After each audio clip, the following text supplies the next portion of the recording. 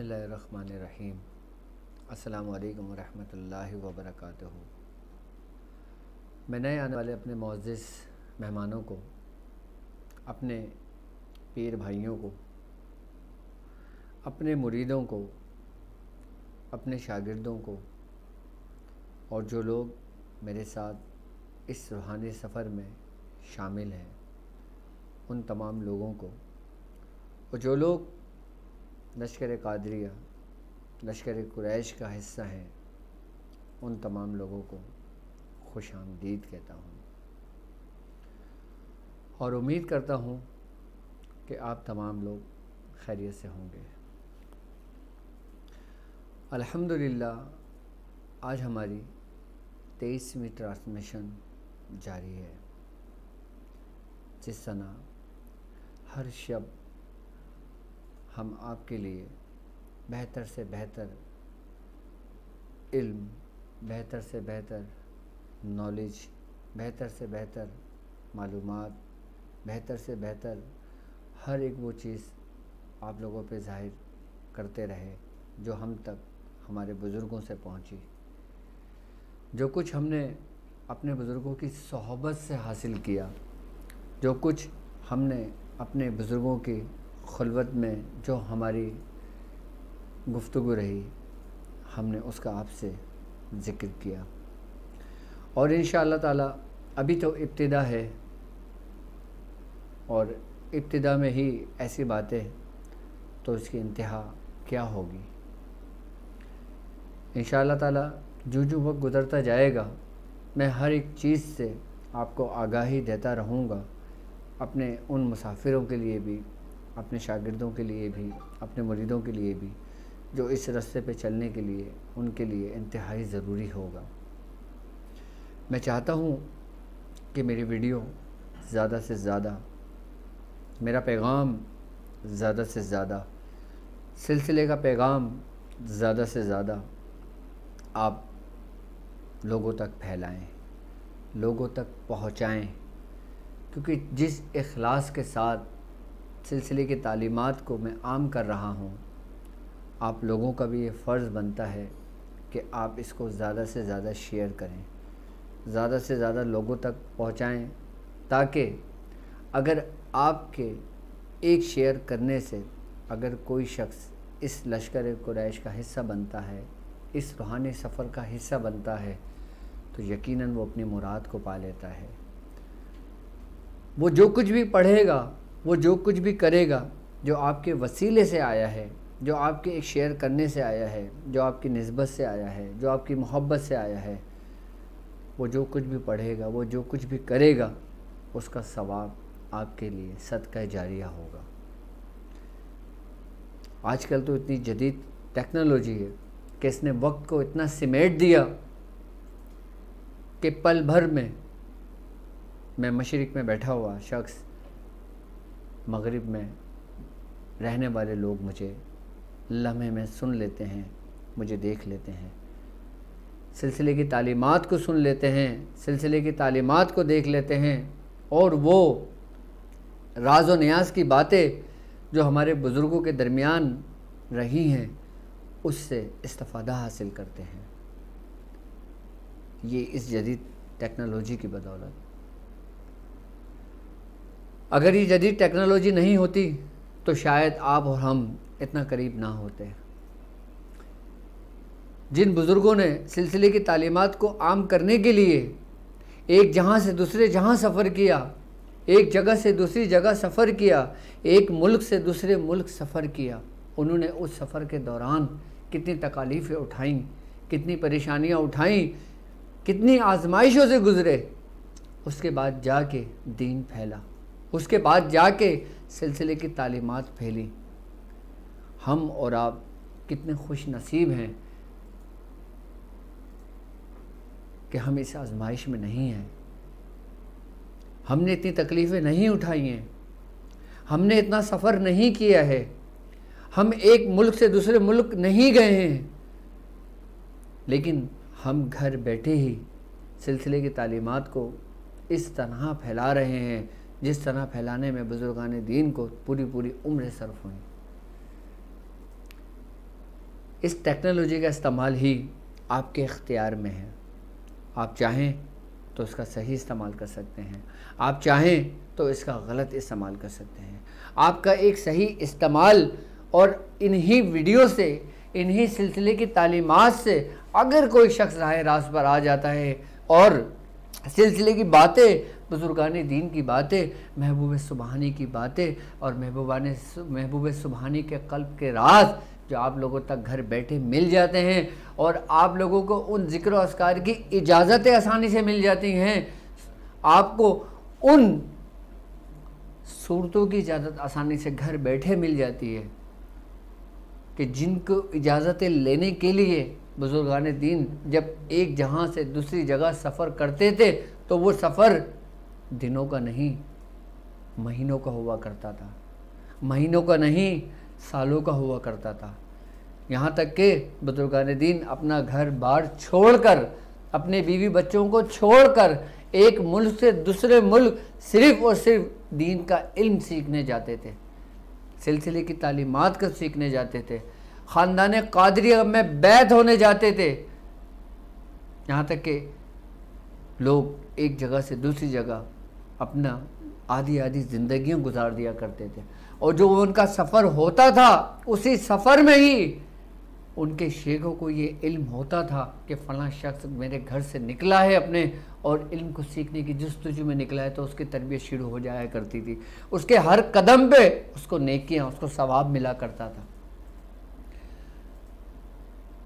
वक्त कितना सिमट गया, हम कितने खुशनसीब हैं कि हमें घर बैठे अपने शेख की ज़ियारत हो जाती है, हमें घर बैठे अपने शेख की सोहबत मिल जाती है, हमें घर बैठे हमारे सिलसिले की तालीमात मिल जाती हैं, हमें घर बैठे इजाज़तें मिल जाती हैं, हमें घर बैठे ही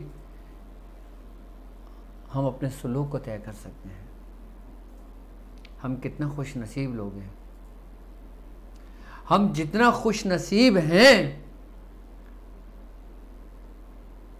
उस वक़्त तक जब तक हम अपने बुज़ुर्गों के साथ जुड़े रहते हैं, उसकी रस्सी को मजबूती से थाम कर रखते हैं, हम उनसे वो कुछ सीखते हैं जो हमें किताबों में नहीं मिलता, जो कुछ हमें कहीं भी नहीं मिलता, वो सिर्फ़ हमारे शेख की सोहबत से हमें मिलता है।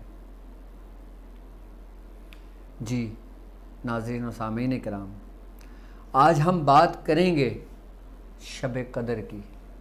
आज हम बात करेंगे उस मुबारक रात की कि जिसके बारे में कुरान कहता है कि ये 1000 महीनों से अफजल है। आखिर इस रात में है क्या? इस रात को दूसरी रातों पे फजीलत क्यों दी गई है? इस रात की हकीकत क्या है? इस राज की असल क्या है? क्यों हमें शब कदर को ढूंढने का हुक्म दिया गया है? क्यों हमें शब कदर को ढूंढकर ज़्यादा से ज़्यादा इबादत करने का हुक्म दिया गया है? रब से माफ़ी मांगने का हुक्म दिया गया है। आज हम बात करेंगे इसी हकीकत पर कि जिसको शब कदर नसीब हो जाए उसकी ज़िंदगी बदल जाए, उसकी नस्लें संवर जाएं, उसको दीन और आखिरत दोनों संवर जाए। ये शब कदर है क्या? इसकी असल क्या है? हमारे सिलसिले के बुज़ुर्ग हज़रत शेख अब्दुल अज़ीज़ दब्बाग़ रहमतुल्लाह अलैह, आप अपनी किताब ख़ज़ीना मारूफ़ में लिखते हैं कि शब कदर की जो असल है वो क्या है। आप फरमाते हैं कि अल्लाह रब्बुल इज़्ज़त ने सबसे पहले सरकार दो आलम सल्लल्लाहु अलैहि वसल्लम के नूर को पैदा किया, उसके बाद फिर दूसरी चीज़ों को पैदा किया, उसके बाद अल्लाह रब्बुल इज़्ज़त ने मलाइका को पैदा किया। जब अल्लाह रब्बुल इज़्ज़त ने मलाइका को पैदा किया तो उस वक़्त मलाइका मौजूद थे। शब कदर की अगर मैं असल की तरफ आता हूँ कि जब सूरज में नूर पैदा होने से पहले तमाम जहान तारीकियों में डूबा हुआ था, हर चीज़ तारीख में थी, और उस तारीख से उस तारीख में तमाम मैदान, बयाबान, जंगल, पूरी ज़मीन, हर चीज़ तारीख थी। जब अल्लाह रब्बुल इज़्ज़त ने उस सूरज में अपने नूर को मुंतकिल किया, जब सूरज में अपने नूर को मुंतकिल किया और वो सूरज का नूर जब ज़ाहिर होना शुरू हुआ,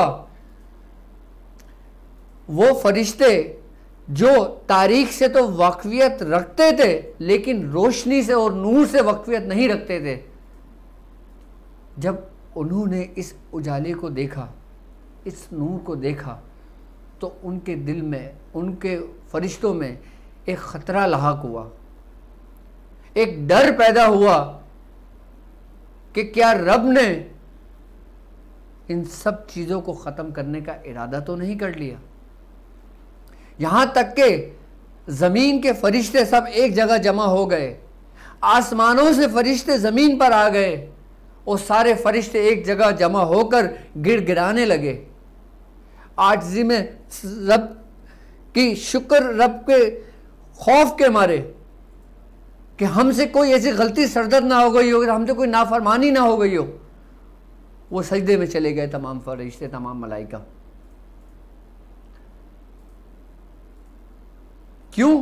क्योंकि वो उस उजाले से वाकफियत नहीं थी उनको। उसके बाद जूं जूं उजाला बढ़ता गया, जूं जूं नूर फैलता गया, फरिश्ते दौड़ने लगे उस साए के पीछे जो उस नूर की रिफ्लेक्शन था, उस नूर का अक्स था। यहाँ तक के कहते हैं शेख अब्दुल अजीज दब्बाग रहमतुल्लाह अलैह कि फरिश्तों ने पूरे रोए ज़मीन का चक्कर लगाया और फिर वो उसी जगह पर आके खड़े हो गए कि जिस जगह से वो चले थे, यानी कि आसमानों के मलाइका भी ज़मीन पर आ गए और ज़मीन के मलाइका भी सब एक जगह पे खड़े हो गए। जब इन्होंने देखा कि ऐसी कोई बात सरजद नहीं हुई, कोई हम पे ऐसा कहर नहीं हुआ, अल्लाह रब्बुल इज़्ज़त ने इस जहां को ख़त्म करने का इरादा नहीं किया, तो उनको इत्मीनान हो गया। और जब उनको इत्मीनान हो गया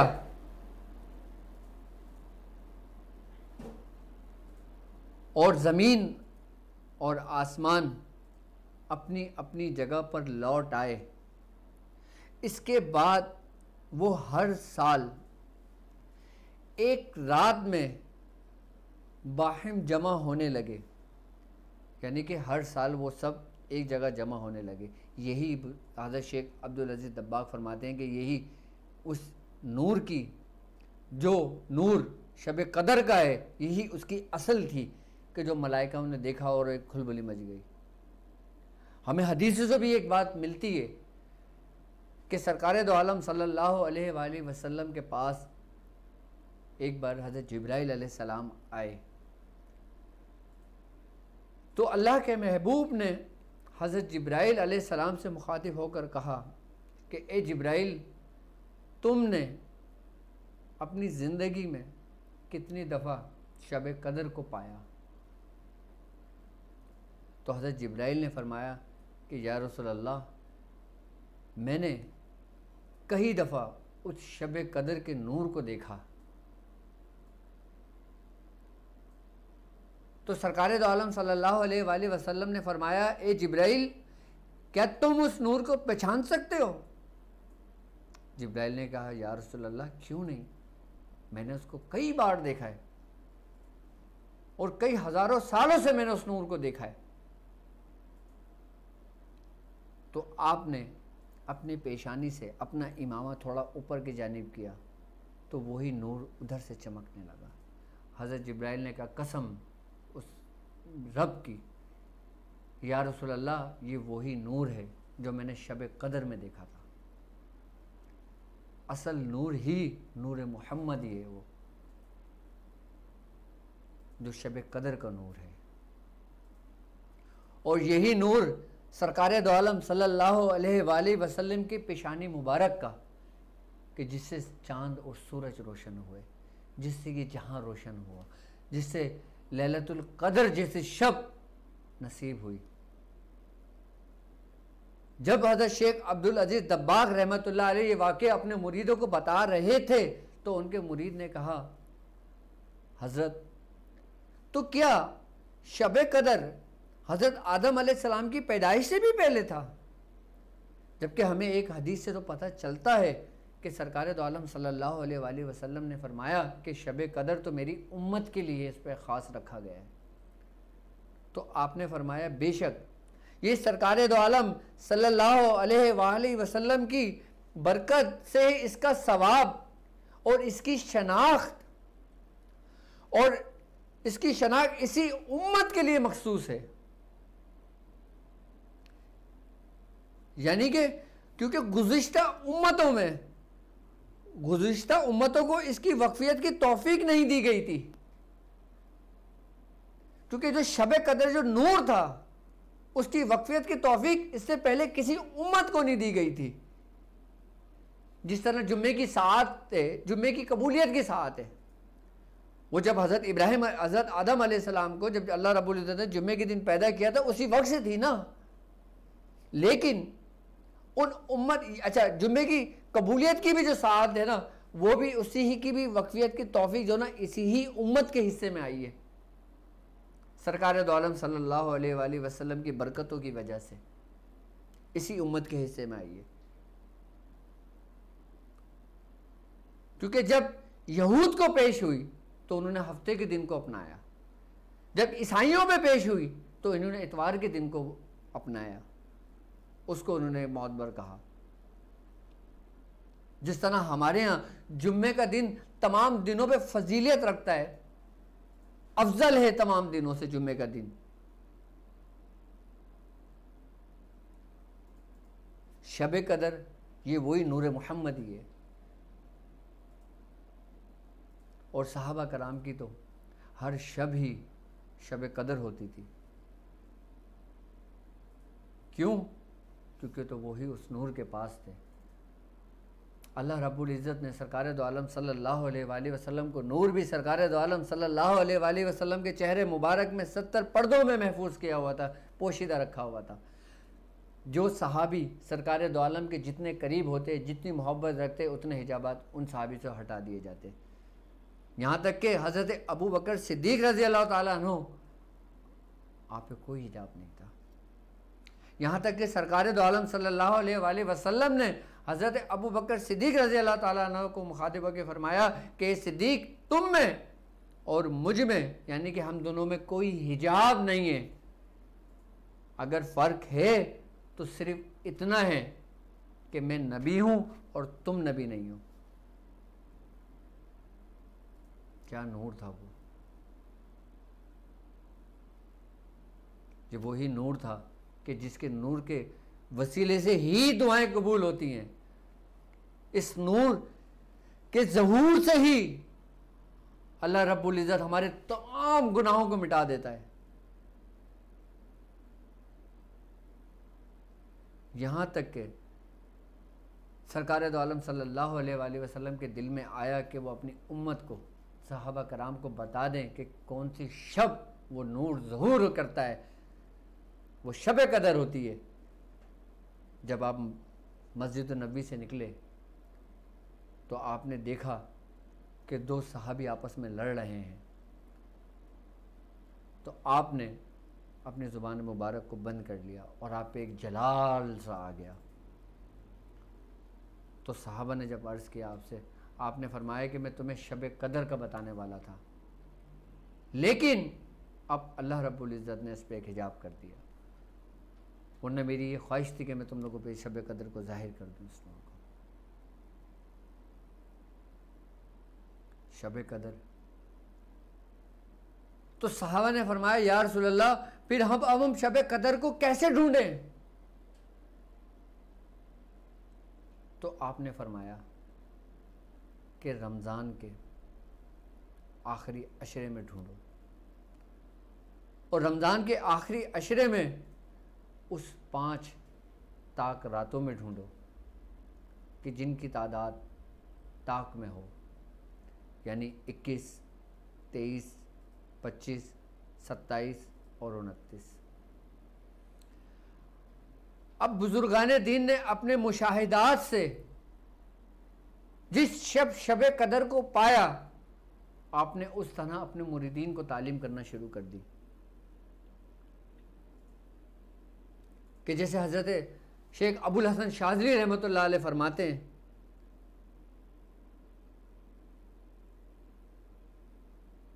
कि आप फरमाते हैं कि अगर पहला रोज़ा पीर का हुआ तो शब कदर 21 की होगी, अगर पहला रोज़ा बुध का हुआ तो शब कदर 29 की होगी।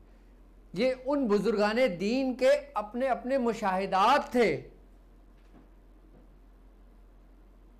क्योंकि कबूलियत की घड़ी, कबूलियत का वक्त हर शख्स के लिए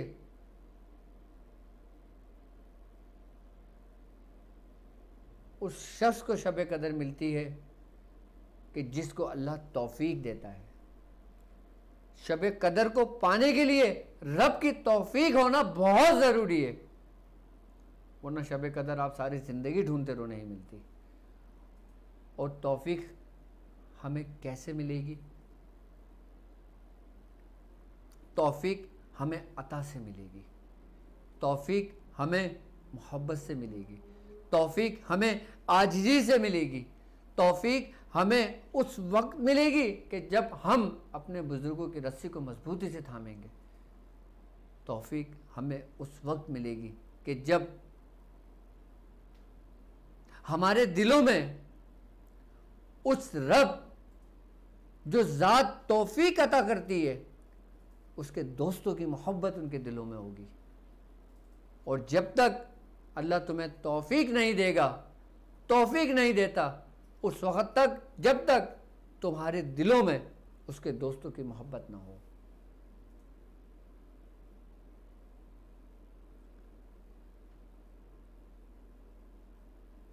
मियां हुजूर फरमाते हैं कि तुम्हें जैसा हुक्म दिया गया है तुम उसकी पैरवी करो, लेकिन उसके बाद तुम अपनी ज़िंदगी को ऐसे गुजारो कि जैसे तुम्हारी हर शब कदर हो।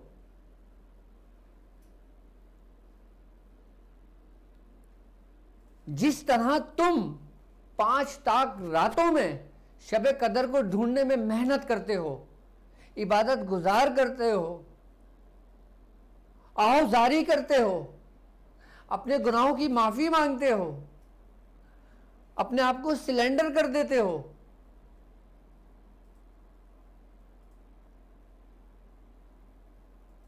तो तुम हर शब यही तरीका अपनाओ। जब तुम हर शब यही तरीका अपनाओगे ना, तो अल्लाह रब्बुल इज़्ज़त तुमको तुम्हारी ज़िंदगी में शब कदर की तौफीक ज़रूर देगा, क्योंकि उसका वादा है। उसका वादा है कि जो तुम उसके दोस्तों से वादा करते हो उसको पूरा करते हो। जब तुम अपना हाथ अपने शेख के हाथ में देते हो ना, तो तुम एक अहद करते हो, एक वादा करते हो कि जब तुम वादा करते हो ना और उस वादे पे जब तुम कायम होते हो, उस बैत पे तुम कायम होते हो, तो वो कुरान में ही कहता है कि जो लोग बैत पर कायम रहते हैं, बैत को निभाते हैं, उस अहद को निभाते हैं जो उन्होंने अपने दोस्तों से किया होता है, फिर अल्लाह ताला उनको अजर अजीम अता करता है। सूरह फतह की आयतें हैं, इन्नल लज़ीना युबअय्युनूका, कि सूरह फतह में अल्लाह रब्बुल इज़्ज़त कहता है कि नबी जो तुम्हारे हाथ पे बैत करते हैं, यानी कि अहद करते हैं, ये अहद करना यही है हकीकत सब कुछ, यहीं से तमाम सलासिल के अहद और बैत का सिलसिला चला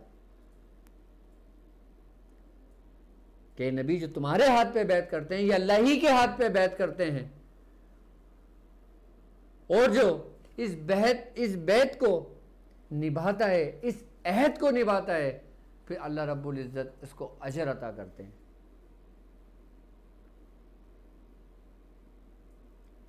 वो अजर क्या है? वो तौफीक है। तौफीक मिलना ही तुम्हारे लिए हर शब कदर होना है। तुम्हारी ज़िंदगी फिर वो ज़िंदगी है कि जिसके बारे में कहा गया है कि चलना फिरना, उठना बैठना, सोना, खाना पीना, हर चीज़ इबादत में शामिल हो जाता है। हम सिर्फ शब कदर 5 रातों में ढूंढते हैं। हमें हुक्म है, हमें ढूंढना चाहिए, लेकिन उसके बाद जो मामलात हमारे 5 रातों में हमारे मामलात थे, जो 5 रातों में हमारी कैफियत थी, उन कैफियत को भी तो कायम करो ना भाई। ये थोड़ी कि तुमने आखिरी हशरे में सब कुछ करा और जब ईद की नमाज़ पढ़ी और सब कुछ भूल गए, तो उस शब कदर का तुम्हें क्या फ़ायदा हुआ?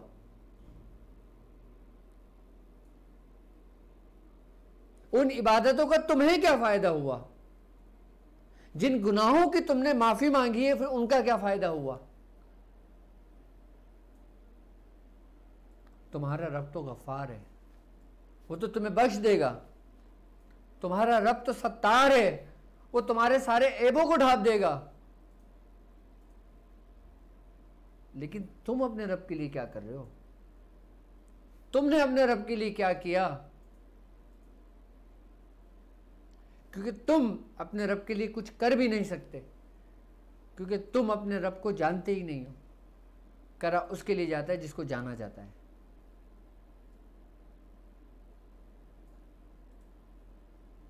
तो कम से कम अपने रब के लिए नहीं, अपने लिए ही कर लो।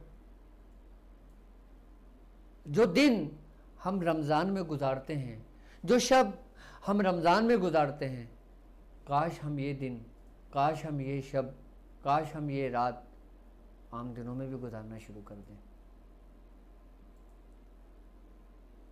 हम रमज़ान में अपनी इबादतों में तेज़ी ले आते हैं सिर्फ इस नियत से, इस उससे कि सवाब मिलेगा। हम 1 रकात नमाज नफिल पढ़ेंगे तो हमें 10 रकात नमाज नफिल से ज़्यादा सवाब मिलेगा।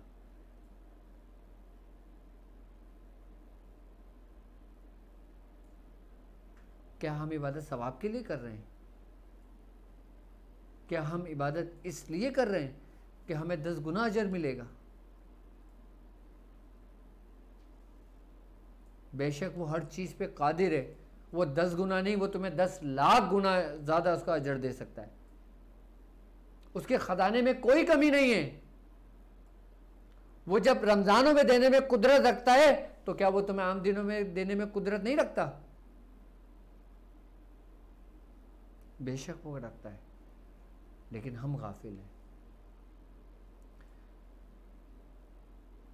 जिस तरह माह रमज़ान को अल्लाह रब्बुल इज़्ज़त ने फजीलत बख्शी है, इस तरह अल्लाह रब्बुल इज़्ज़त ने इंसान को भी फजीलत बख्शी है तमाम मखलूक़ात पे, यहाँ तक के फरिश्तों से भी। क्यों? क्योंकि हम अपने आप से गाफिल हो गए। हमारे अंदर जो नूर मोहम्मद ही है, हम उससे गाफिल हो गए। उसके ऊपर पर्दे पड़े हुए हैं, हिजाबात पड़े हुए हैं, वो सब कुछ हमारे अपने अंदर मौजूद है, हम उससे गाफिल हैं। जिस दिन हम एक एक करके हिजाबात अपने अंदर से उठाने शुरू कर देना, तो फिर हमारी हर शब कदर होगी।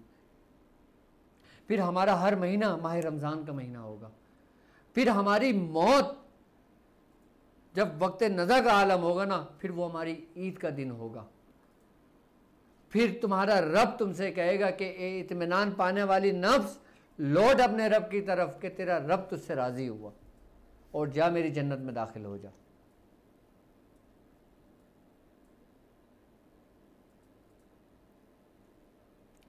क्योंकि अल्लाह रब्बुल इज़्ज़त ने तुम्हें 2 खासियत दी हैं, 2 खुसूसियत दी हैं। सबसे पहली खुसूसियत हमारे रब ने पता है क्या दी है?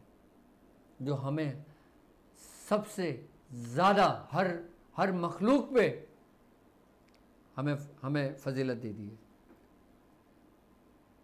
सिर्फ दो खासियत की वजह से कि अल्लाह रब्बुल इज़्ज़त कहता है कि इब्न आदम को मैंने अपनी सूरत पे बनाया। अल्लाह कहता है कि मैंने आदम को अपनी सूरत पे बनाया। एक खुसूसियत ये है इंसान में। दूसरी खुसूसियत कि अल्लाह कहता है कि मैंने इंसान में अपनी रूह फूंकी, ये इसकी दूसरी खुसूसियत है। ये वो दो खुसूसियत हैं जो तमाम खुसूसियत में फजीलत ले गई हैं, लेकिन हम इससे बिल्कुल गाफिल हो गए। हमारा ईमान, हमारे अंदर शौक़, हमारे अंदर जज्बा, हमारे अंदर इबादत करने का शौक़ सिर्फ़ और सिर्फ रमज़ान में ही जागता है, और बाकी पूरे महीने मासूम बच्चे की तरह सोया हुआ रहता है, जैसे माँ ने उसको फीड करा दिया वो सो गया बच्चा।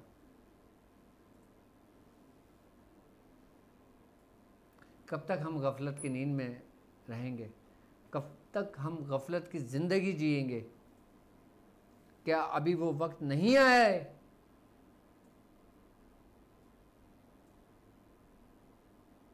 कि जिस वक्त के लिए अल्लाह रब्बुल इज़्ज़त ने तुम्हें पैदा किया,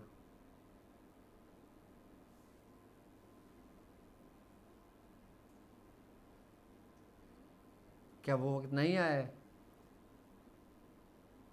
कि कुरान की आयतों से तुम्हारा दिल मुनव्वर हो जाए? क्या अभी वो वक्त नहीं आया है कि तुम्हारी रूह अपने असल की जानिब सैर करे? क्या अभी वो वक्त नहीं आया है? तो फिर हम किस वक्त में हैं? हम किस वक्त में ज़िंदगी जी रहे हैं? हम किस वक्त में अपने आप को ज़ाया कर रहे हैं और हम ये समझ रहे हैं कि हम हिदायत पर हैं?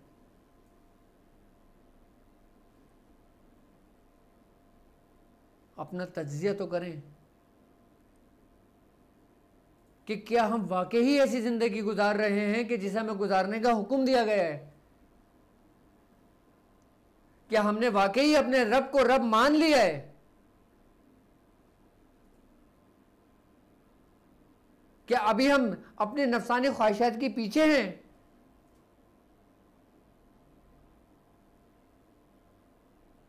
कि क्या हम अपने रब की मोहब्बत के पीछे हैं? हमें तज्जिया खुद करना है।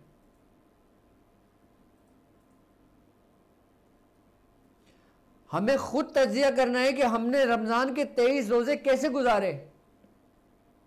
हमने इस 23 रमज़ान के रोज़ों में इसकी बरकतें हासिल की या हमने इसे ज़ाया कर दिया? ज़ाया कुछ नहीं होता, सिर्फ सवाब मिलता है। ये भी रमज़ान की बरकत है कि रमज़ान में किए हुए कोई भी अमल, चाहे वो एक ज़र्रा बराबर, एक राई के दाने के बराबर हो, आपका नेक अमल, ज़ाया वो भी नहीं होता।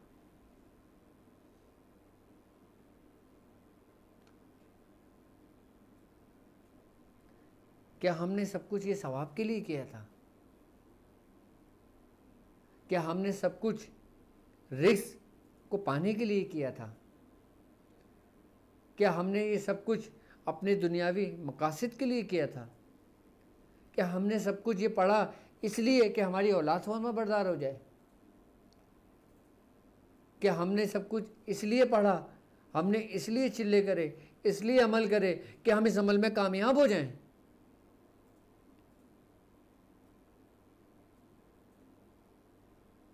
हमने जो कुछ भी पढ़ा, अगर हम उस पर कनाअत करते हैं, हम ये समझते हैं कि हम जो कुछ पढ़ के दम कर रहे हैं, या डॉक्टर साहब ने जो तरीक़ेकार बताए हैं वो तरीक़ेकार इतने सरी और तासीर हैं कि उसको करने से इंसान के काम हो जाता है, तो इसमें क्या कमाल डॉक्टर साहब के बताने का है? क्या इसमें कमाल जो आप कुछ पढ़ के दम कर रहे हो उसका है? अगर आप ये सोचते हो कि मैंने सूरह कुरैश 1.25 लाख पढ़ ली है और अब मैं सूरह कुरैश पढ़ के दम करूंगा तो हर चीज़ ठीक हो जाएगी, तो आपने सूरह कुरैश पे भरोसा किया है।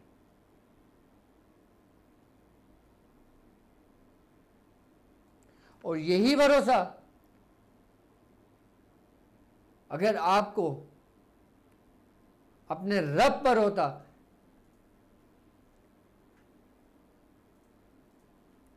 रब की ज़ात पर होता कि उसने हमें तौफीक दी तो हमने सूरह कुरैश 1.25 लाख पढ़ी।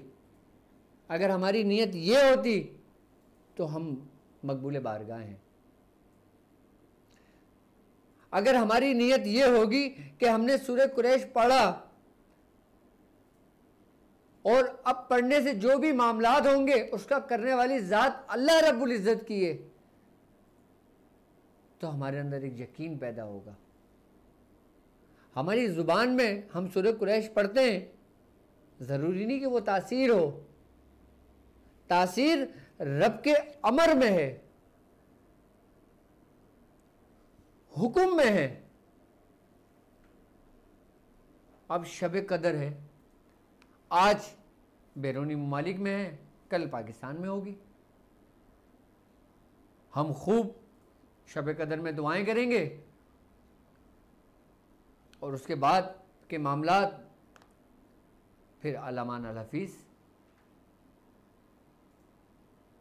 लेकिन ये लेक्चर देने का मकसद, ये सब कुछ बताने का मकसद, शब कदर की हकीकत बताने का मकसद मेरा सिर्फ़ और सिर्फ यही है कि अल्लाह रब्बुल इज़्ज़त ने हमें जिसका हुक्म दिया है ना, हमें वो काम करना चाहिए। अल्लाह रब्बुल इज़्ज़त ने हमें नमाज को कायम करने का हुक्म दिया गया है। कायम करने से मुराद मुतवातिर पढ़ते रहना, मुस्तकिल मिजाजी के साथ इसको लेकर चलना। पढ़ना एक अलग चीज़ होता है, कायम करना एक अलग चीज़ होता है। इसी तरह मैं आप लोगों से चाहता हूँ कि जिस तरह आपने अपनी इबादतें रमज़ान के महीने में की हैं, जिस तरह आप आहोजारी, अपने गुनाहों की माफ़ी इन शब में करते हो, दिल से करते हो, मैं चाहता हूँ कि हर शब आप ऐसे ही आहोजारी करें, हर शब अपने गुनाहों की माफ़ी मांगें, आप हर शब अपने रब को मांगें, आप हर शब सिर्फ़ एक दुआ करा करें कि बारी ताला मेरे कल्ब में अपने दोस्तों की मोहब्बत डाल दे।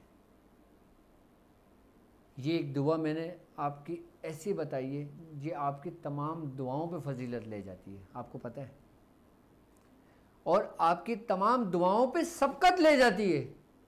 सिर्फ ये एक दुआ कि मेरे दिल में अपने दोस्तों की मोहब्बत डाल दे। न जाने कौन सी शब हो जो कबूलियत की घड़ी हो, तुम्हारे मुंह से ये अल्फाज निकलें, तुम्हारे दिल में उसके दोस्तों की मोहब्बत पैदा हो जाए। ये एक बीज है, ये बोना आपने खुद अपने हाथों से होता है। जब भी आप अपने हाथों से बो देते हो ना, फिर एक दिन इसमें से एक पौधा फूटता है, फिर एक दरख्त बन जाता है, फिर उसके साए में आप और आपकी आने वाली नस्लें, उसका साया उन पर हमेशा कायम और दायम रहता है। जब भी दुआ मांगो, देखो गुनाहों का जो मामला है, सवाब का जो मामला है, ये तुम्हारा और तुम्हारे रब के दरमियान का मामला है। आई बात समझ में? कभी तुम्हारी कैफियत ऐसे बने कि तुम्हारा दिल बिल्कुल नरम हो जाए, एक ऐसी फीलिंग्स आए कि जिसे तुम अभी रो दोगे, तुम्हारे ज़ारों कतार आंसू बहने लग जाएं। जब ऐसी कैफियत तुम्हारे अंदर बने तो समझ लेना वो घड़ी तुम्हारी कबूलियत की है। चाहे वो तुम्हारे रब के खौफ से हो, चाहे वो तुम्हारे रब के डर से हो, चाहे वो तुम्हारे रब की मोहब्बत में हो। इन दोनों में फ़र्क है, इन तीनों में फ़र्क है। इन तीनों के दर्जे हैं अलग अलग।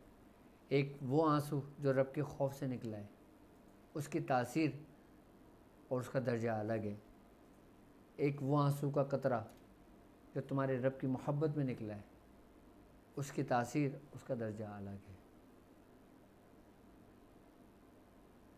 करोड़ों दलीलें तुम्हारे रब से तुम्हारा एक गुनाह नहीं बख्शवा सकती, लेकिन तुम्हारी आंखों से टपका हुआ एक निदामत का आंसू मुमकिन है तुम्हारे ज़िंदगी भर के गुनाहों को मिटा दे।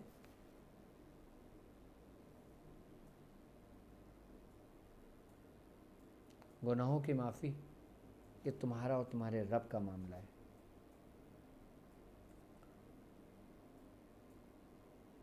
जब तुम अपने अंदर ऐसी कैफियत देखो कि अंदर से एक लर्जिश हो, एक झुरझुरी सी आए, जैसे बच्चे ज़ारो कतार रोने लगते हैं, ऐसी कैफियत तुम्हारी बन जाए और उस कैफियत में तुम्हारा सर खुद ही झुक जाए, तो समझ लेना तुम्हारे रब ने तुम्हें शब कदर की तौफीक दे दी है। तुम्हारे रब ने तुम्हें हिदायत की तौफीक दे दी है। तुम्हारे रब ने तुम्हारे दिल को अपने दोस्तों की मोहब्बत से उसको जगा दिया है। दिल हमारा उस वक्त हिलता है कि जब इस पे कोई बात असर करती है। दिल हमारा उस वक्त तड़पता है कि जब इस पे कोई बात असर रखती है, इस पे कोई फीलिंग्स असर रखती है, कोई एहसास असर रखता है। इसकी मिसाल आप ये देखें कि कभी आपके दिल की कैफियत ऐसे हो जाती है जैसे मुरझा हुआ, जैसे अफसरदगी सी कैफियत हो जाती है। कभी तुम्हारी कैफियत ऐसी होती है कि तुम ज़ारो कतार हंसने लगते हो, खुश लगते हो, खुश मिजाज लगते हो कि जैसे तुम्हें कुछ मिल गया। ये मुख्तलिफ हमारी हालतें हमारे कल्ब की हैं। मैं चाहता हूँ कि आप इन शब कदर को ऐसे गुजारें कि जैसे गुजारने का आपको हुक्म दिया गया है। इसको ढूंढें कि जैसे ढूंढने का आपको हुक्म दिया गया है, लेकिन इस हुक्म को मुसलसल जारी रखें। और जो लोग हुक्म की पासदारी करते हैं, जो लोग हुक्म को अपने अंदर समा लेते हैं, जो लोग हुक्म की पैरवी करते हैं, वही इनाम याफ्ता लोग हैं। क्यों सरकार दो आलम सल्लल्लाहु अलैहि वसल्लम आप ज़ारो कतार रोया करते थे और आप उम्मती उम्मती उम्मती कहा करते थे सजदे में, यहाँ तक कि आपके दाढ़ी मुबारक, रेशे मुबारक, हर चीज़ आपकी तर हो जाया करती थी। यहाँ तक कि वो जानमाज, वो जाए नमाज, वो जगह पूरी गीली हो जाया करती थी कि अल्लाह रब्बुल इज़्ज़त कहता था, ए महबूब सर उठाएं, ए महबूब सर उठाएं। आप कहते थे मेरी उम्मत, मेरी उम्मत, मेरी उम्मत। आप इस हुक्म की पैरवी तो करें, लेकिन सिर्फ रमज़ान में ही नहीं, अपने हर वक्त, अपने हर घड़ी। फिर जब ये कैफियत आपके कल्ब पे वारद होगी ना, फिर इससे तुम्हारा हाल ज़ाहिर होगा। अभी सब कुछ काल ही काल चल रहा है, हाल तुम पे वारिद नहीं हुआ है।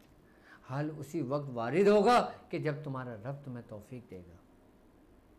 वरना तुम लाख अपने हाल को ला इलाहा इल्लल्लाह की ज़रबे देकर आप उसको ज़ाहिर करने की कोशिश करते रहो, नहीं होता वो उस वक़्त तक जब तक तुम्हारा रब तौफीक ना दे। तो आपके मसाइल और उनके हल के लिए आप हमें लाइव कॉल भी कर सकते हैं और हमारी वेबसाइट www.abdulwajidshazili.com पे भी आप विज़िट कर सकते हैं और हमें ज्वाइन कर सकते हैं। और जी अस्सलाम वालेकुम। जी वालेकुम अस्सलाम। वालेकुम सलाम। डॉक्टर साहब 1111 की ज़कात मुकम्मल हो गई है, तो 1900 की इजाज़त चाहिए थी। हसन अली इस्लामाबाद से बात कर रहा हूँ। जी माशाल्लाह, आपको बहुत बहुत मुबारक हो कि आपने 1111 सूरह कुरैश की ज़कात अदा कर ली। और ये आपकी कामयाबी है कि अल्लाह रब्बुल इज़्ज़त ने आपको तौफीक दी। जी बेशक। और ये कबूलियत की निशानी है कि आपने इसको 40 दिन मुकम्मल किया। और ये मोहब्बत की निशानी है कि आपने अब 1900 का सफ़र शुरू कर रहे हैं। आप वो छुरी भी मैंने कुंदा करवा लिया सूरह कुरैश की, उस पे दम भी करूँगा। बिल्कुल बिल्कुल, मेरी तरफ से आपको सूरह कुरैश की 1900 मरतबा पढ़ने की इजाज़त है। अल्लाह तबारक ताला कबूल फरमाए और अल्लाह तबारक ताला इसमें इस्तकामत दे आपको।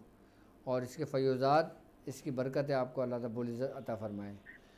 जी अस्सलाम वालेकुम। सर। वालेकुम अस्सलाम। वालेकुम अस्सलाम सर, शाकिर अली अर्ज़ कर रहा हूँ पंजाब बहावल नगर से।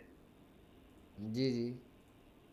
सर दो छोटे से मसले हैं। एक छोटा मसला ये है कि रमज़ान करीम से पहले एक दुरूद पाक की इबारत देखी थी मैंने, वो बहुत ही खूबसूरत लगी, तो पूरे रमज़ान करीम मैंने वो दुरूद पाक पढ़ना शुरू कर दिया। माशाअल्लाह। तो एक हफ्ते के बाद मेरी कैफियत ये हुई कि दिल मेरा जो है वो ऐसे जैसे किसी ने अंगारा रख दिया। उसके बाद फिर मेरे बिल्कुल दाएं जान, दिल के बिल्कुल दाएं जान भी ऐसे ही हुआ कि जैसे किसी ने अंगारा रख दिया।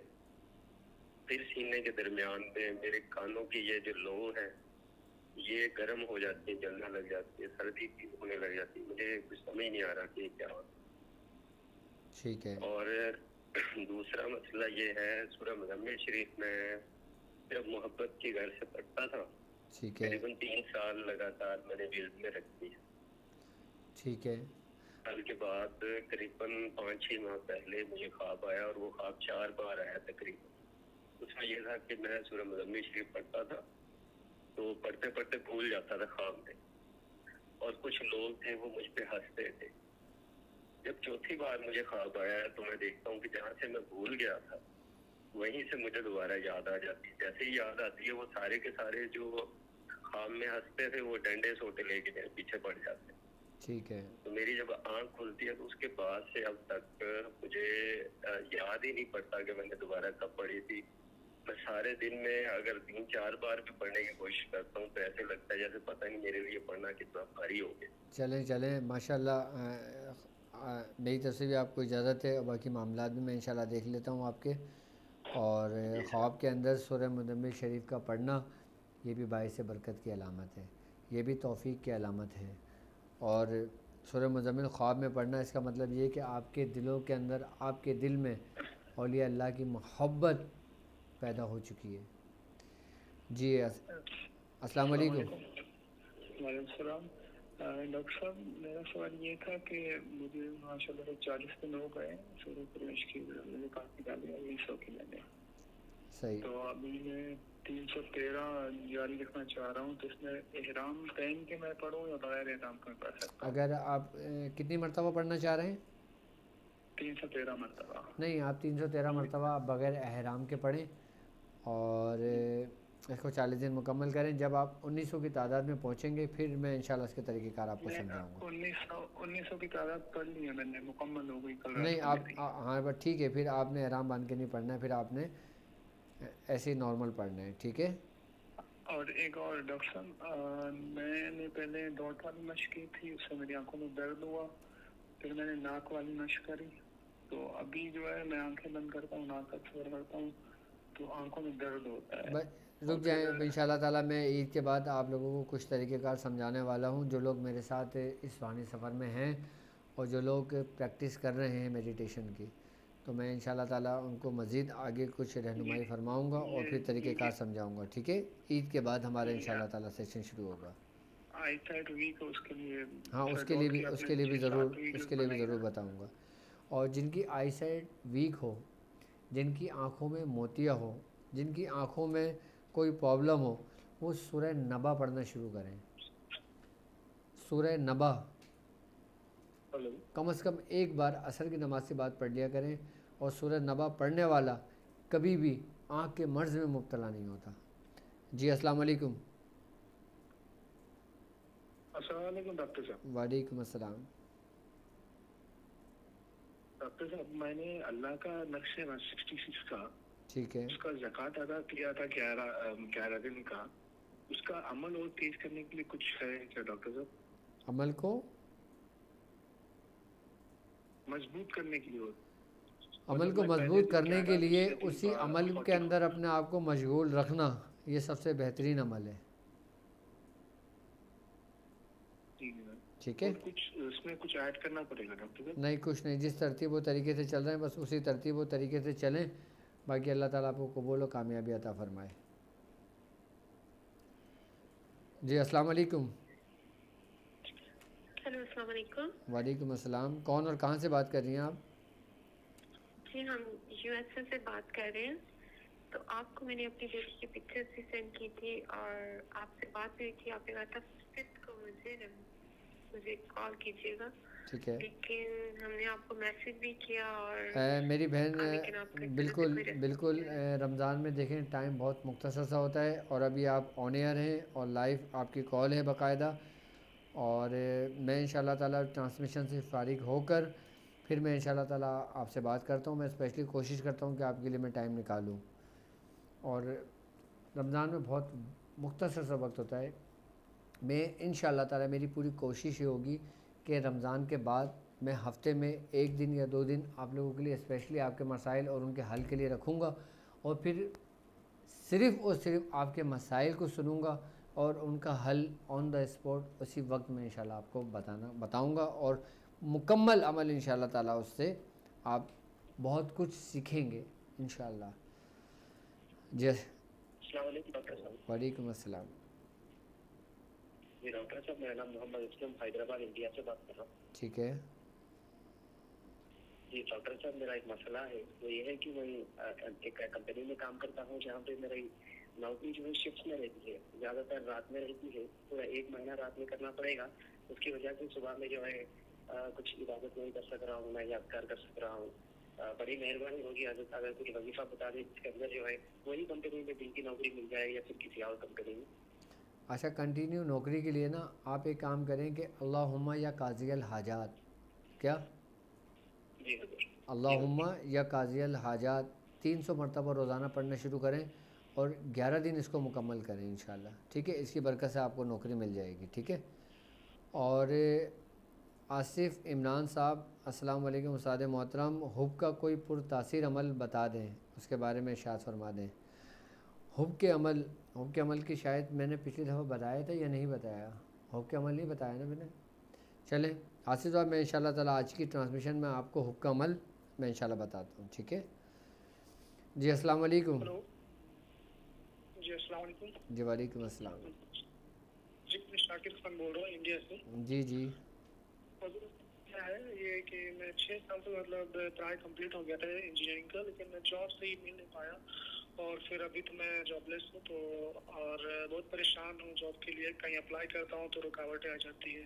काम होते होते ऐसा लगता है कि कुछ रुकावटें आ गई है, मतलब ज्वाइनिंग तक बात चली जाती है। फिर ऐसा लगता है कि कुछ ऐसी बात हो गई जिससे सामने वाले ने मतलब रखा नहीं है, ऐसा बात हो जा रहा है।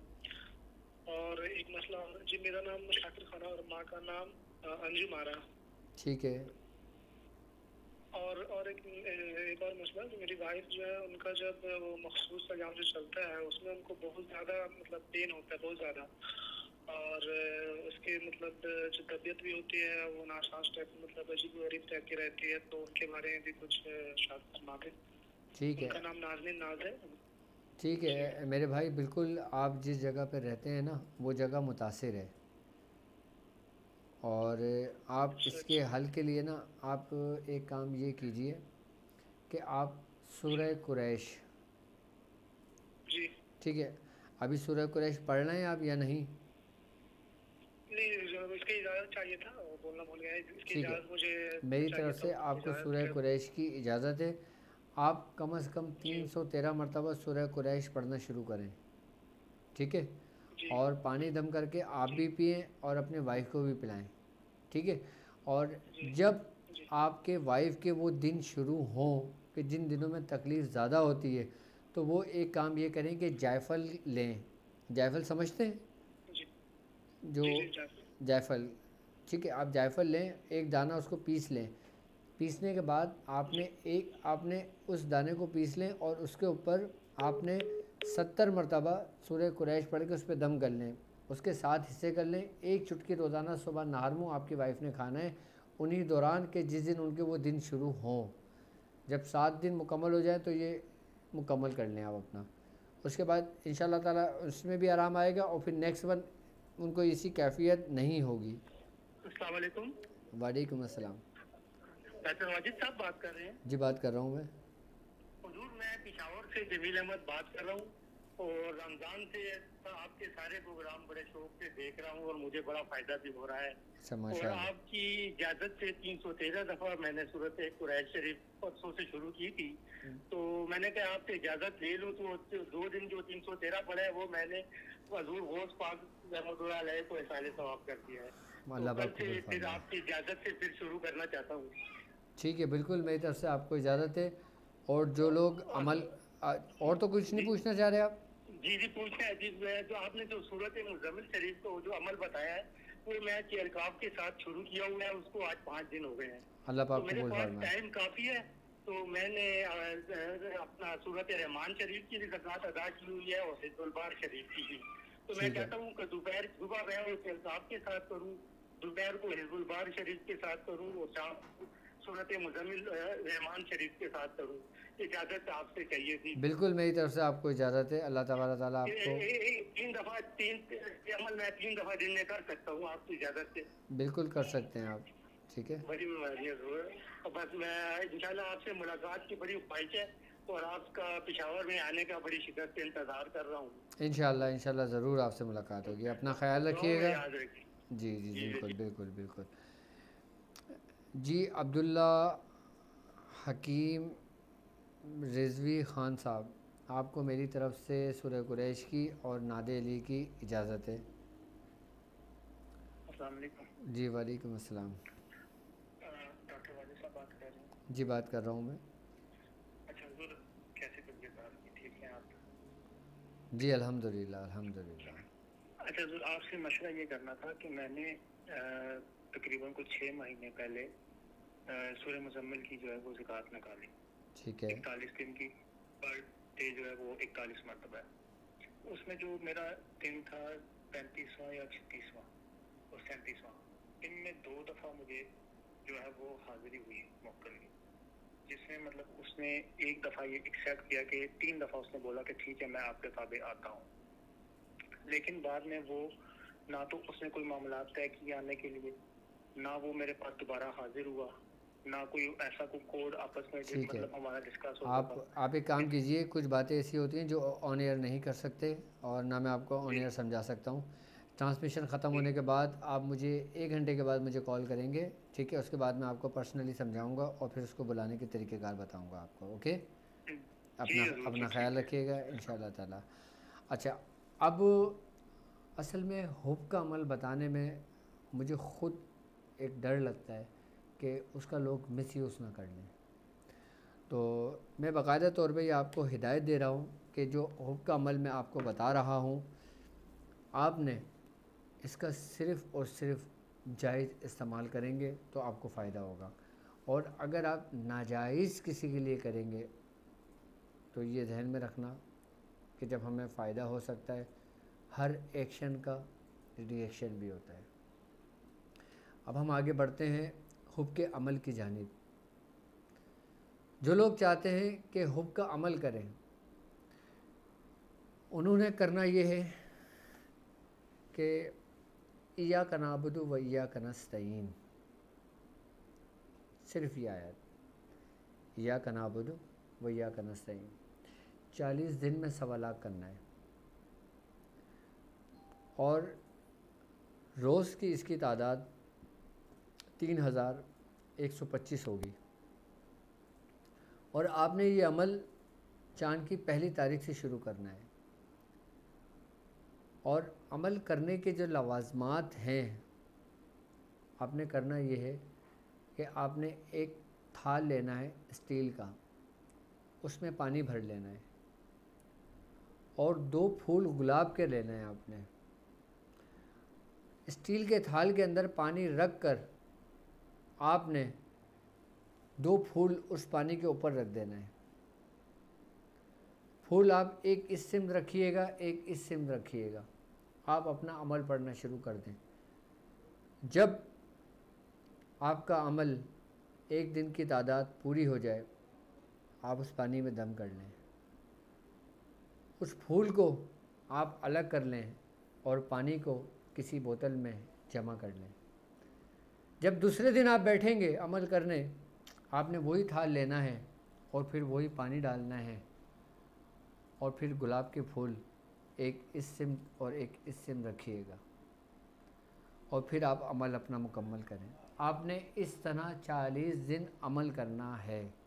अच्छा, कुछ दिन गुलाब के फूल चलते हैं, उसके बाद फिर आपने ताज़े गुलाब के फूल ले लेना है।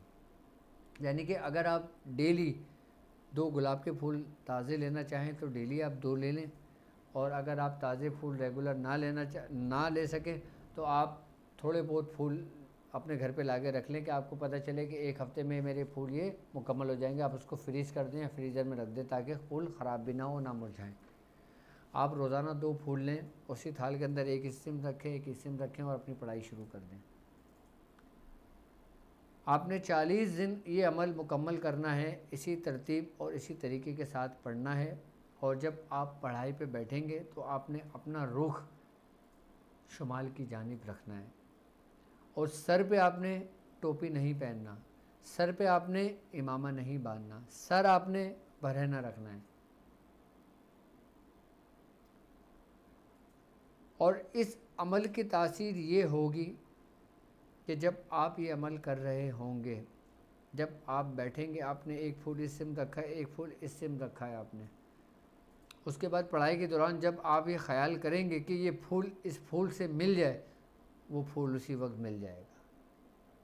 ये इस हुब के तासीर है ये इस अमल की, ये ऐसे बंदे को मिला देता है। और उसको जुदा करना हो तो आपने वही नियत करके इस पे दम करना है, वो फूल दोनों जुदा हो जाएंगे। लेकिन आपने 40 दिन पहले ये अमल मुकम्मल कर लें।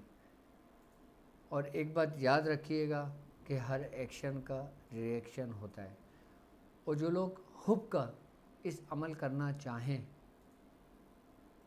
वो स्पेशली मुझसे इस चीज़ की पहले इजाज़त लें, उसके बाद ये अमल करें। अच्छा, ये अमल हुब के साथ साथ वो वालिदैन भी अपनी औलाद के लिए कर सकते हैं कि जिनकी औलाद रूठ कर चली गई हो या किसी गलत एक्टिविटी में मुब्तला हो गए हों या अपने माँ बाप से राब्ता ना रखते हों, ये उसके लिए भी कर सकते हैं। ये माएँ अपनी उन बेटियों के लिए भी कर सकते हैं कि जिन बेटियां शादी के बाद उनके ससुराल की तरफ से वो दबाव होता है कि जिसकी वजह से वो अपने मैके नहीं जा पाती। ये अमल उनके लिए भी बहुत सदी और तासीर अमल है। ये अमल हाज़िरी के लिए भी बहुत ज़बरदस्त अमल है, हुब के लिए भी बहुत अमल है। जब आप 40 दिन अमल कर लेंगे ना, अच्छा पानी आपने वही संभाल के रखना है जो 40 दिन आपने मुकम्मल कर लेना है, वो पानी आपके लिए आब हयात है, समझ लें। और इस अमल की ये तासीर होगी कि आप अगर वो पानी किसी आसिफ ज़दा के बस मुँह पे छवटा मार देंगे ना तो वो उसी वक्त जल जाएगा। यानी कि ये अमल हुब में भी काम आएगा और आपके दूसरे मामूलात में भी फ़ायदा देगा। अगर किसी घर के अंदर कोई जादू है, कोई शयातीन जिन्नात है, कोई मामलात हैं, कोई बीमारी है, आप उसमें से थोड़ा सा पानी उसको दे दें और उससे कहें कि मज़ीद इसमें घर का पानी मिला के या तो पूरे घर में छिड़क दे या आप लोग पीने हैं इसको, जो बीमार हो शदीद। और जो शदीद बीमार हो, शदीद मुज़ी अमराज में मुब्तला हो, उसकी बीमारी कटने शुरू हो जाती है। और वो जादू जो जादू रखता हो, वो जादू कटने शुरू हो जाता है इस पानी की बरकत से। इय्याका नअबुदु व इय्याका नस्तईन, ये अमल है। आपने 40 दिन में इसको 1.25 लाख मुकम्मल कर लेना। जब 40 दिन मुकम्मल हो जाएंगे ना, फिर आपने 41वें दिन से इस अमल की इब्तिदा करना है, यानी कि अपने अमाल में लेना है, लोगों के काम में लेना है आपने। और जो मेरे साथ ये लोग इस सफ़र में शामिल हैं, अगर वो लोगों के इलाज व मुआलजा करते हैं तो वो अमल कर लें। हुब में भी इस अमल को इस्तेमाल करें। तरीक़ेकार मैं आपको समझाता रहूँगा।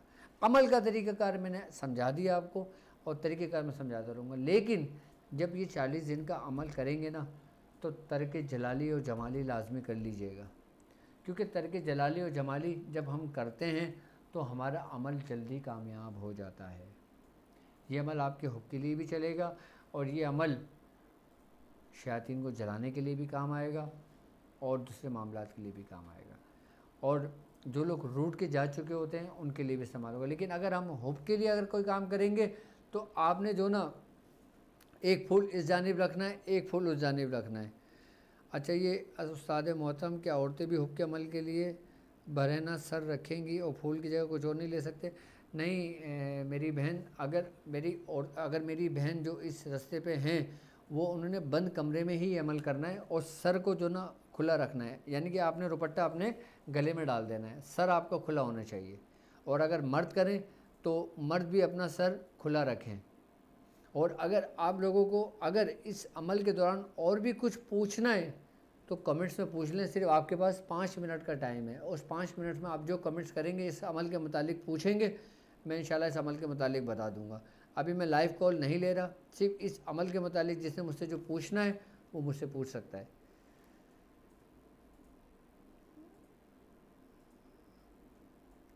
और ये वो अमल है जो तकरीबन 19 साल पहले मैंने ये अमल किया था। और हुब के लिए ज़्यादातर मैं इसी अमल से काम लिया करता था, मोहब्बत के काम के लिए। और अच्छा, इन अमल इसी जब ये अमल आपका 40 दिन मुकम्मल हो जाएगा ना, फिर इसी अमल के ज़रिए आप हुब का भी काम ले सकते हो, इसी अमल के ज़रिए आप इंतकाम भी ले सकते हो। मैंने कहा ना, हर एक्शन का रिएक्शन है। तो जो भी ये काम करे कोशिश ये करें कि पहले इजाज़त और राब्ता कर लें। और अगर अमल के मुतालिक अगर किसी ने पूछना है तो लाजिम मुझसे पूछ लें। अभी जी अब्दुल्ला साहब, आपको मेरी तरफ से सूरह कुरैश और सूरह इखलास की इजाज़त है। और अगर मज़ीद कुछ मालूमात करनी हो तो हमारी वेबसाइट www.drabdulwajidshazli.com है, आप हमारी वेबसाइट पर हमें ज्वाइन कर सकते हैं। और एक हिदायत मैंने कुछ दिन पहले लोगों को जारी की थी कि जो लोग इस सफ़र में मेरे साथ शामिल हैं और जिन लोगों ने मेरी स्पेशल क्लासेस में हिस्सा लिया है, उसमें एडमिशन लिया है, मेरे लेवल को ज्वाइन किया है, मैं उन लोगों को पहले भी ये बात बता चुका हूँ कि आपने जो रजिस्ट्रेशन करवा ली है, आप उस जो आपके स्क्रीन पर नंबर आ रहा है अभी, ये यूके का नंबर है। आप इस नंबर को अपने पास सेव करें और शाज़ली एडमिशन के नाम से इसको आप अपने पास सेव कर लें। और जो लोगों ने फ़ीस पे कर दी है, जिन लोगों ने इजी पैसे के ज़रिए पेमेंट की है वो उसमें व्हाट्सअप कर दें। जिन लोगों ने जैस के ज़रिए पेमेंट की है वो उन लोगों में वो कर दें। जिन लोगों ने बैंक अकाउंट में पेमेंट की है वो स्लिप अपनी इस नंबर पे व्हाट्सअप कर दें। जिन लोगों ने पेपाल यूज़ किया है वो उसकी स्लिप इसी नंबर पे व्हाट्सअप कर दें। क्योंकि जिन की एंट्रीज हमारे पास जमा हो रही हैं उनको हम बाकायदा रजिस्ट्रेशन नंबर अलॉट कर रहे हैं उनको। और इंशाल्लाह ताला जब हमारे एडमिशन क्लोज़ हो जाएंगे उसके बाद फिर आपको इन्वॉल्वमेंट नंबर मिल जाएगा, फिर जो आपका अथेंटिक नंबर होगा और फिर सारी ज़िंदगी आपका वही नंबर रहेगा। क्योंकि फिर वो नंबर जो अलॉट आपको कर दिया जाएगा फिर वो किसी और स्टूडेंट्स को नहीं होगा, चाहे हमारे स्टूडेंट्स लाखों में क्यों ना गुजर जाएं। अच्छा, नौशीन इकराम आप पूछ रहे हैं आपके लेवल की जो कोर्स की जो फ़ीस है वो एक बार देनी होगी या हर लेवल? अच्छा मेरी बहन, देखें लेवल की जो फ़ीस है ना, जो लोग अगर पूरे लेवल की फ़ीस पे करना चाहते हैं वो पूरे लेवल की फ़ीस पे कर सकते हैं। और जो लोग पूरे लेवल की फ़ीस पे नहीं कर सकते वो उसको पर मंथ कर सकते हैं। यानी कि हमारा जो एक लेवल है ये 4 मंथ पर मुश्तमिल है, 4 महीने पर है ये लेवल हमारा। तो उस मज़ीद एडमिशन की डिटेल्स के लिए और कोर्स की डिटेल के लिए आपके स्क्रीन पर नंबर आ रहा होगा, आप उसके ज़रिए आप बाकायदा व्हाट्सएप पे भी एडमिशन के मुतालिक पूछ सकते हैं। और हमारी वेबसाइट www.drabdulwajidshazli.com, इस पे एक लाइव चैट का एक फ़ीचर है, आप उस लाइव चैट को भी ज्वाइन कर सकते हैं और उसमें भी एडमिशन के मुतालिक आप पूछ सकते हैं। और सल्लल्लाहु अलैहि या मुहम्मद या रसूलल्लाह रहम कुन नज़र बरहाल ज़ालिम। मेरा सवाल ये है कि बंदिश के अमल में 7 दिन के बाद चाबी का क्या करना है और 7वें दिन बाद में चाबी को जला सकते हैं और 7 दिन के बाद मरीज़ पहले जैसा है तो क्या किया जाए? जी बिल्कुल, चाबी अपने पास संभाल के रखनी होगी। और जो तरीक़ेकार मैंने समझाया था कि चाबी आप उसको आग में जलाएंगे और उसके बाद पानी में उसको ठंडा कर देंगे। और अगर मरीज़ उस वक़्त आपके साथ मौजूद है तो आप उसको पानी पिला सकते हैं। और अगर मरीज़ मौजूद नहीं है तो वही पानी आप बाकायदा तौर पे किसी परिंदों के लिए डाल सकते हैं, और उसी नीयत से, जिस नीयत से आप अपने बच्चों को या जिसके लिए काम कर रहे हैं, वो पानी अगर आपके बच्चे मौजूद नहीं हैं तो आप परिंदों को पानी पिला सकते हैं, और वो चाबी अपने पास संभाल के रखेंगे, इंशाअल्लाह ताला इससे बहुत फ़र्क पड़ेगा आपको।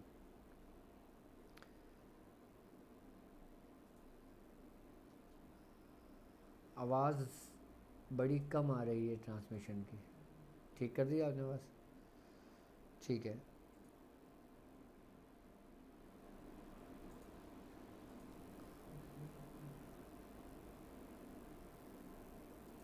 और आप बाकायदा जो अमल आपको बताया गया है हुजूर, वो फूल, अच्छा, बाद में जब आपके 40 दिन मुकम्मल हो जाएं, वो फूल आपके पास जमा हो जाएं, जो फूल आपने इस्तेमाल किए थे, आप फिर वही फूल जो ना किसी, या तो किसी साहिब मज़ार की कब्र के मुबारक पर जाके रख दें, या फिर कब्रिस्तान में ले जाकर उस फूल को रख दें। या ख़वातीन अगर ये अमल करती हैं, और ख़वातीन तो मज़ार नहीं जा सकती, ख़वातीन तो कब्रिस्तान नहीं जा सकती, तो फिर उन फूलों को वो दरिया में बहा दें, नहर में बहा दें, या फिर समंदर में बहा दें। अगर ये भी नहीं कर सकती तो एक डब्बे में डाल के बॉक्स पे इस पर लिख कर अपने पास रख दें, जब कभी आपको मौका लगे आप उसको समंदर में बहा दें उसको। और आप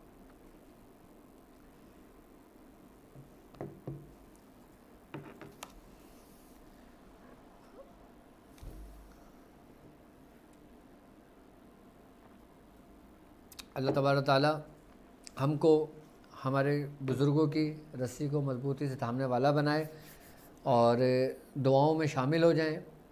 और जिन लोगों ने मुझसे बैत के लिए कहा था, तो मैं दुआ के बाद मैं बैत लूँगा। अगर जो लोग ख़ानदान कादरिया में बैत लेना चाहते हैं, और जिन लोगों ने मुझसे कसीर तादाद में कहा है, और वो बैत मुझसे ले सकते हैं। जो कलमात मैं उनको दोहराऊँगा वो कलमात आप लोग दोहरा सकते हैं। पहले दुआ में शामिल हो जाएं कि अल्लाह रब्बुल इज़्ज़त हमारी इन काविशों को अपनी बारगाह में कबूल फरमाए। सुबहान अल्लाह बहर गम यार तो ही, सुबहान अल्लाह बहर कुशाई शिकार तो ही, सुबहान अल्लाह बहुरमत कुन फ़यकुन, सुबहान अल्लाह मुराद मन हासिल कुन। या इलाहुल आलमीन, या इलाहुल आलमीन, जो ट्रांसमिशन हमने की, या इलाहुल आलमीन, तेरे दोस्तों का ज़िक्र व अस्कार किया, तेरे दोस्तों का ज़िक्र किया गया। ए बारी ताला, इसमें कोई गलती और कोताही हो गई हो तो अपने रहम व करम अपने फ़ज़ल से माफ़ फरमा। या इलाहुल आलमीन, सिलसिले की बरकत, सिलसिले का फैज़, सिलसिले के ज़िक्र व अस्कार की इजाज़त और रमज़ान का फैज़ हमको अता फ़रमा। या इलाहुल आलमीन, इस रमज़ान मुबारक में हमसे जो लर्जिश हो गई हों, हमसे जो कोताहियाँ हो गई हों, हम तेरी याद से जो गाफिल हुआ जो लम्हा हो, या इलाहुल आलमीन हम पर रहम व करम फरमा अपने फ़ज़ल से, हमारे तमाम गुनाहों को, हमारी तमाम लर्जिशों को जो हमसे माह रमज़ान में हुई हैं, बारी ताला माफ़ फरमा। या इलाहुल आलमीन, हमने रमज़ान में जो भी इबादतें की हैं, या इलाहुल आलमीन खालिसन हमने वो इबादतें सिर्फ़ और सिर्फ तेरे लिए की हैं, और इस तोहफ़े को जो हमने रमज़ान में तेरी बारगाह में पेश किया है, या इलाहुल आलमीन इसको अपनी बारगाह में कबूल फरमा। या इलाहुल आलमीन हम सब पर रहम व करम फरमा। या इलाहुल आलमीन, जो परेशान हाल हैं उनकी परेशानियों को दूर फरमा। या इलाहुल आलमीन, जो बेरोज़गार हैं उनको रोज़गार अता फरमा। या इलाहुल आलमीन, जो बीमार हैं उन्हें सेहत तंदुरुस्ती अता फरमा। या इलाहुल आलमीन, जादू के हसद से महफूज फरमा, हासिदों के हसद से महफूज फरमा, नज़र बद से महफूज फरमा, शयातीन के शर से महफूज फरमा, मुनाफिकों की मुनाफ़क़त से महफूज फरमा। या इलाहुल आलमीन, तमाम दुश्मनों के शर से महफूज फरमा। या इलाहुल आलमीन, जिस शख्स ने जिस दुआ के लिए कहा है, बारी ताला उसकी नेक तमन्नाओं को, नेक ख्वाहिशात को पूरा फरमा। या इलाहुल आलमीन, जिन लोगों ने तेरे इस बंदे से उम्मीदें वाबस्ता की हुई हैं, सिलसिले से उम्मीदें वाबस्ता की हुई हैं, हमारे खानवादे से उम्मीदें वाबस्ता की हों, बारी ताला अपने महबूब सरकार दो आलम सल्लल्लाहु अलैहि वसल्लम और अपने महबूब सुबहानी मीर मीरा हज़रत सैयदना शेख अब्दुल कादिर जिलानी और अपने महबूब इलाही हज़रत निज़ामुद्दीन औलिया महबूब इलाही के वसीले से या इलाहुल आलमीन, और अहले बैत पंजे तन के वसीले से या इलाहुल आलमीन उन तमाम लोगों की मुरादों को पूरा फरमा। या इलाहुल आलमीन इन चंद लोगों को उन चंद लोगों में शामिल फरमा कि जिनसे तू राज़ी हुआ। या इलाहुल आलमीन हम चंद लोगों को उन चंद लोगों में शामिल फरमा कि जिनको तूने बरकत अता की। या इलाहुल आलमीन हम चंद लोगों को उन चंद लोगों में शामिल फरमा कि जिस पे तूने अपनी नेमतें तमाम कर दी। या इलाहुल आलमीन हम सब पर अपना रहम व करम फरमा। या इलाहुल आलमीन हमें वबाओं से महफूज फरमा। या इलाहुल आलमीन हमें बलाओं से महफूज फरमा। या इलाहुल आलमीन नागानी आफ़तों से महफूज फरमा। या इलाहुल आलमीन हासिदों से महफूज फरमा, हादसों से महफूज फरमा। या इलाहुल आलमीन नागानी आफ़तों से महफूज फरमा। या इलाहुल आलमीन हम सब पर अपना रहम व करम फरमा। या इलाहुल आलमीन जो बीमारी, जो वबा इस दुनिया में तेज़ी से फैल रही है, या इलाहुल आलमीन इस वबाओं से, इस बीमारियों से जिस तरह तूने अपने दोस्तों को शैतान से महफूज रखा, जिस तरह तूने अपने दोस्तों को इन वबाओं से महफूज रखा। या इलाहुल आलमीन जिस तरह तूने अपने दोस्तों को हासिदों के हसद से महफूज रखा, बिल्कुल इसी तरह हमें भी इन वबाओं से और इस बीमारी से महफूज फरमा, और हमें अपने दोस्तों में शामिल फरमा। हमें तेरे दोस्तों से मोहब्बत करने वाला बना। हमें तेरे दोस्तों की मोहब्बत और उनकी सोहबत को अपनाने वाला बना। हमें अपने दोस्तों की सोहबत से या इलाहुल आलमीन बहुत बहुत बरकत अता फरमा। या इलाहुल आलमीन जो शख्स इस वबा में मुब्तला हुआ, या इलाहुल आलमीन उसे जल्द अज जल्द सेहत याबी अता फरमा। जो शख्स इस वबा में जिसका इंतकाल हुआ, या इलाहुल आलमीन उसके दर्जात को बुलंद फरमा, उसके सगीरा कबीराओं को, गुनाहों को माफ़ फरमा। या इलाहुल आलमीन इस माह रमज़ान में जो लोग हमसे रुखसत हुए, जो लोग इस दुनिया से कूच कर गए, या इलाहुल आलमीन उन सब की मग़फ़िरत फरमा। या इलाहुल आलमीन जब हमें तू अपने पास बुला तो साहिब ईमान बुला। या इलाहुल आलमीन हमें जब तू अपने पास बुला तो साहिब ईमान बुला। या इलाहुल आलमीन जब तू हमें अपने पास बुला तो साहिब ईमान बुला। और तेरे दोस्तों की मोहब्बतें हमारे दिलों में, हमारी ज़िंदगियों में, हमारी आने वाली नस्लों में हमेशा कायम व दायम रख। ये बारी ताला हमारे उन गुनाहों को माफ़ फरमा कि जिन्हें हम जानते हैं।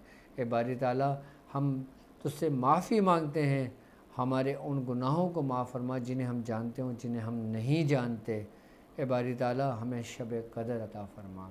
या इलाहुल आलमीन हमें शब कदर के नूर से मुस्तफ़ीज़ फरमा।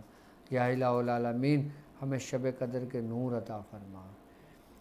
सुबहान रब्बिक रब्बिल इज़्ज़ति अम्मा यसिफ़ून वस्सलामु अलल मुरसलीन वल्हम्दुलिल्लाहि रब्बिल आलमीन। अब जो लोग बैत लेना चाहते हैं, बैत करना चाहते हैं, वो बैत कर लें। और जो कलमात मैं दोहराऊँ, जो कलमात, दोनों हाथ से पकड़ लो इसको, और जो कलमात मैं दोहराऊँ, जो कलमात मैं आपसे कहूँ, आपने वो कलमात कहना है, वो कलमात दोहराना है। तो आप ख़ानदान कादरिया में बैत हो जाएंगे और ख़ानदान कादरिया का फैज़ आपको मिल जाएगा। और कहते हैं बुज़ुर्गान दीन, जो शख्स बैत लेता है और बैत लेने के बाद उस बैत पर कायम होता है, वो ऐसा हो जाता है जैसे गोया माँ के पेट से पैदा हुआ बच्चा, बिल्कुल बिल्कुल बेगुनाह हो जाता है। यानी कि अल्लाह रब्बुल इज़्ज़त इस बैत की बरकत से उसके तमाम गुनाहों को मिटा देता है और उसके तमाम गुनाहों को ख़त्म कर देता है अल्लाह रब्बुल इज़्ज़त इस बैत की बरकत से। क्योंकि मेरे हाथ पे मेरे शेख का हाथ है, मेरे शेख के हाथ पे उनके शेख का हाथ है, और फिर ये हाथ महबूब सुबहानी के हाथ में है, और फिर यही हाथ अहले बैत के हाथ में है, और फिर यही हाथ सरकार दो आलम सल्लल्लाहु अलैहि वसल्लम के हाथ में है, और फिर वही हाथ जिसके बारे में अल्लाह रब्बुल इज़्ज़त कहता है कि ए नबी, जो तुम्हारे हाथ पे बैत करते हैं वो अल्लाह ही के हाथ पे बैत करते हैं।